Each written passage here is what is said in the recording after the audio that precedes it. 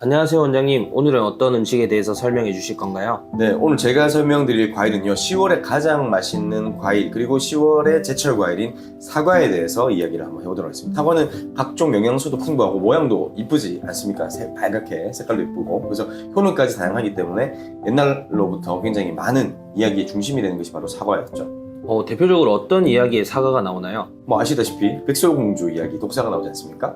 그리고 아담과 이브에도 사과 이야기가 나오고, 트로이 전쟁 때 황금사과 이야기가 나오고, 이 수십 개의 이야기 속에서 사과가 나오는데, 사과는 주로 젊음, 그리고 아름다움, 욕망, 불멸 이런 것들을 모티브로 해서 아주 여러 번 등장하곤 했죠. 사과에 관련해서 이야기가 이렇게 많다니 사과가 얼마나 많은 효능을 가지고 있는지 궁금합니다 원장님. 네, 그럼 지금부터 사과가 가진 7가지 효능 제가 알려드리고, 주의사항, 체질에 따른 적합성까지도 한번 이야기를 해보도록 할게요.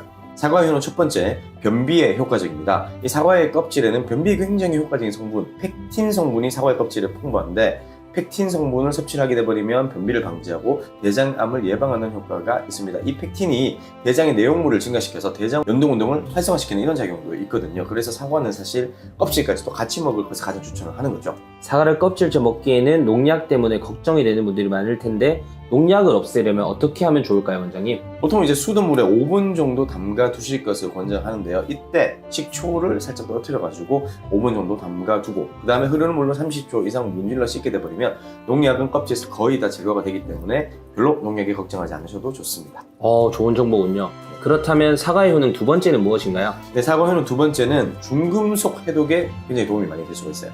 사과에 풍부하게 함유된 좀 전에 말씀드렸던 식이섬유인 펙틴은 대사를 활발하게 하는 것은 물론이고 숙변의 배출을 돕고 변해양을 늘려준다고 제가 이야기하지 않습니까? 이뿐만 아니라 유독성 물질의 흡수를 막게 되고요, 장내에서 이상 발효 현상도 방지를 할 수가 있습니다. 무엇보다도 이 펙틴은 중금속을 몸 밖으로 배출을 해주기 때문에 나베이 해독에 사과가 굉장히 효과적인 것으로 잘 알려져 있습니다. 사과를 통해서 체내 납 성분을 해독한다니까 상당히 놀라운데요. 그렇다면 원장님, 사과의 효능 세 번째는 무엇인가요? 네, 사과의 효능 세 번째, 사과는 피부 미용에 도움이 되는 효능이 있습니다. 사과에는 비타민C를 비롯한 여러가지 무기질과 수분, 유연산, 주석산 등의 유기산이 굉장히 풍부하거든요. 그렇기 때문에 사과를 지속적으로 복용을 하게 되버리면 피부가 매끈매끈해지고 피부가 좋아질 수가 있겠죠. 그리고 사과의 핵심 성분은 다양한 폴리페놀인데요. 우리 몸에는 대사산물로 인해서 활성산소가 생기는데, 이 활성산소가 바로 나쁜 산소예요. 건강한 세포를 공격을 하고 염증을 일으키고 암 발생 확률을 높이는 것이죠. 그래서 이 노화의 주범이 활성산소다라고 말씀드릴 수가 있겠죠. 그런데 사과에는 이러한 활성산소를 없애는 항산화 작용이 뛰어난 폴리페놀이 무려 100여 종 가량 함유가 되어 있기 때문에 피부 노화 방지에 효과적이고요, 탄력 개선에도 효과가 아주 탁월하다, 이렇게 말씀드릴 수가 있겠습니다. 사과의 효능 네 번째는 무엇인가요? 네, 사과의 효능 네 번째, 사과는 당뇨를 예방하는 데도 효과적입니다.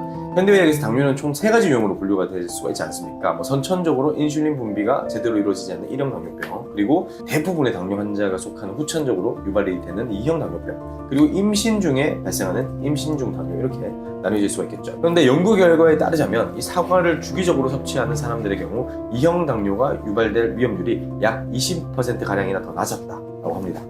당뇨 환자분들께 사과를 통한 다이어트를 권하면 좋을 것 같습니다. 그렇다면 사과의 효능 다섯 번째는 무엇인가요? 사과는 다섯 번째, 사과는 퇴행성 질병을 예방할 수가 있어요. 이 활성산소에 의해서 각종 염증 반응, 세포 노화가 진행될 수가 있거든요. 사과에는 케르세틴, 비타민C, 페놀산 등 강력한 항산화 성분들이 많이 있기 때문에 활성산소 제거하는 효과가 굉장히 탁월하다고 말씀드렸습니다. 근데 이게 피부뿐만 아니라 뇌세포의 손상을 억제하는 데 탁월하기 때문에 사과 주스를 마시는 것이 알츠하이머, 뇌의 조기 노화의 위험, 뇌졸중, 뇌경색 이런 것들을 줄이는 데 효과적임이 잘 밝혀져 있습니다.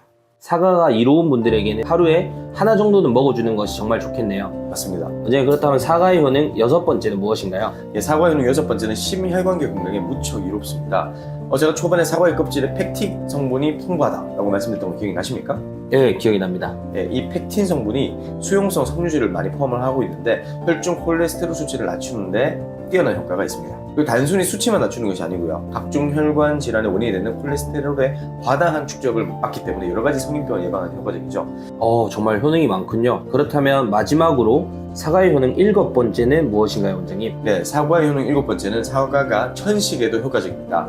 이 사과에는 케르세틴이라고 하는 성분이 많이 함유가 되어 있는데, 이 성분이 폐기관지 기능을 강화시키고 담배 연기나 유독가스로부터 우리의 폐기관지를 보호하는 그런 기능을 할 수가 있습니다. 그런데 사과의 이 케르세틴은 면역력을 강화하고 염증을 줄여주고 알러지 반응에 효과가 좋기 때문에 폐기관지 세포가 산화가 되어서 기관지 세포가 손상돼서 생기는 천식으로부터 우리 몸을 보호할 수가 있는 것이죠. 사과가 이렇게 많은 효능이 있다는 게 상당히 놀라운데요. 이렇게 많은 장점을 가지고 있는 사과이지만 혹시 먹을 때 부작용이 생기거나 하는 것들도 있나요? 네, 있습니다. 이 사과는 장점이 많은 만큼 섭취 시에도 주의가 필요한 과일입니다. 주의사항 첫 번째, 위산 분비가 좀 많은 분들에게는 사과가 해로울 수가 있습니다. 위산 분비가 많은 경우가 위염, 역류성 식도염, 위궤양 이런 분들인데 이런 분들에는 사과에 포함되어 있는 여러 가지 산성 성분들이 악화시킬 수가 있는 요소로 작용할 수가 있겠죠. 그렇다면 주의사항 두 번째는 무엇인가요, 원장님? 사과 주의사항 두 번째, 사과의 씨는 드시면 안 됩니다. 과일들 중에서 씨가 유익한 경우가 많잖아요. 사과는 씨를 드시면 안 되는 거예요. 사과 씨를 먹게 돼버리면 우리 몸에 효소와 작용을 해서 시한화물이 나는 청산가리 독성으로 바뀌게 되거든요. 아마 이 백설공주 이야기에서 독사가라고 하는 것이 바로 이 성분을 좀 극대화시킨 것이지 않을까라는 생각을 제가 해봤어요. 백설공주 동화가 사실에 고증한 것이었군요. 네. 원장님, 그렇다면 사과의 주의사항 세 번째는 무엇인가요? 사과 주의사항 세 번째, 사과 꼭지 근처는 먹지 않으시길 바랍니다. 사과의 꼭지 부분에 이렇게 움푹 들어가 있는 곳이 있지 않습니까? 이곳은 세척을 저희가 한다고 하더라도 농약이 제대로 씻겨 나가지 않을 수가 있기 때문에 되도록 섭취하지 않으실 것을 권장하는 것이죠. 이 부분은 사람들이 정말로 간과할 수 있는 부분인 것 같습니다. 원장님, 그렇다면 사과의 주의사항 네 번째는 무엇인가요? 네, 사과 주의사항 네 번째, 사과는 밤보다는 아침에 섭취하는 것이 더욱 이렇습니다. 아침에 사과 한 쪽을 먹어라 라는 건강상식이 나온 이유에 해당하는데요. 우리 몸은 밤이 되면 소화 기능이 어떻게 됩니까? 대폭 감소해야 되겠죠. 그런데 사과는 섬유질이 풍부하기 때문에 장을 자극하고요, 유기산 성분이 풍부하기 때문에 위산 분비를 촉진할 수가 있습니다. 그렇기 때문에 사과를 밤에 또는 저녁에 먹으면 속쓰림 증세, 역류성 식도염 증세 이런 것들을 유발할 수가 있겠죠. 사과가 다이어트에 좋다고 무작정 먹으면 안 되는군요. 그렇죠. 원장님, 그렇다면 사과의 주의사항 다섯 번째는 무엇인가요? 사과는 다른 과일과 함께 보관하면 안 됩니다. 사과의 에틸렌 성분 때문입니다. 이 사과의 에틸렌 성분은 씨앗의 싹을 돋게 만들거나 잎을 떨어뜨리거나 열매를 잘 익게 하는 그런 성분이거든요.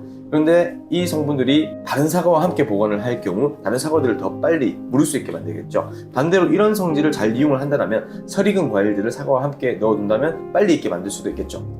모든 것에는 장단점이 있듯이 무조건 좋은 점만 많을 줄 알았던 사과에도 생각보다 단점이 많다는 것에 조금 놀라게 된 것 같습니다. 원장님, 그럼 이제 사과에 적합한 체질이 무엇인지, 적합하지 않은 체질이 무엇인지 한번 이야기해 주실 수 있나요? 네, 사과의 팔체질 그리고 사상체질 적합성에 대해서 말씀드릴게요. 먼저 사상체질상 태음인에 해당하는 목양체질과 모금체질, 그리고 사상체질상 소음인에 해당하는 수양체질과 수음체질에게는 사과가 동그라미입니다. 즉 아주 유익한 과일이죠. 이런 분들은 아침 한 개의 사과를 매일매일 드실 것을 저희가 권장하는 것이죠. 그런데 사상체질상 태양인에 해당하는 금양체질, 금음체질, 그리고 사상체질상 소양인에 해당하는 토양체질과 토음체질에게는 사과가 해로울 수가 있어요.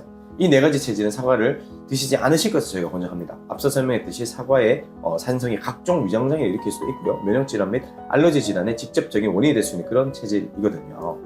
그렇다면 사상체질상 태양인과 소양인에게는 사과가 완전히 독이 될 수도 있다는 것이군요. 시청자분들이 이 영상을 보고 안전하게 사과를 섭취할 수 있었으면 좋겠습니다. 맞습니다. 오늘은 10월에서 12월까지 제철 과일인 사과의 효능, 부작용, 그리고 사과의 체질 적합성까지도 함께 살펴봤는데요.